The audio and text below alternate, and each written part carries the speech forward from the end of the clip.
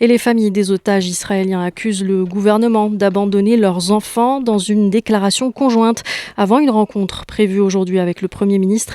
Ces familles appellent l'exécutif à en faire plus pour la libération de leurs proches. La mère d'un otage cité par Times of Israel craint que plus le temps passe et plus le nombre d'otages se réduit. Depuis le début de l'opération Israël à Gaza, Francesca Albanese s'est montrée critique envers Tel Aviv. La rapporteuse spéciale de l'ONU pour les territoires palestiniens dit avoir reçu des menaces et assure ne pas vouloir démissionner. Elle a présenté cette semaine son rapport à l'ONU à Genève.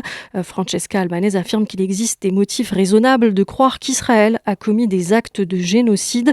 Conclusion, non pas au nom des Nations Unies, mais en tant qu'experte mandatée depuis 2022 pour travailler sur les territoires palestiniens occupés. Ces déclarations et ces positions divisent. Les précisions depuis Jérusalem avec Charlotte Drouin. Chacune de ces déclarations enflamme la toile, et si certains internautes la remercient de parler de ce qu'il se passe dans les territoires palestiniens, d'autres dénoncent des positions anti-israéliennes et antisémites. Israël lui a d'ailleurs interdit l'entrée sur son territoire après qu'elle ait déclaré que les victimes du 7 octobre n'avaient pas été tuées parce qu'elles étaient juives, mais en réponse à l'oppression d'Israël. Des ONG pro-israéliennes appellent à sa démission, l'accusent de diaboliser l'État hébreu. Les États-Unis évoquent le caractère jugé là aussi antisémite de certaines de ces déclarations. À Genève, en début de semaine, l'experte a pourtant rappelé qu'elle ne remettait pas en cause l'État d'Israël, mais la politique israélienne envers les Palestiniens.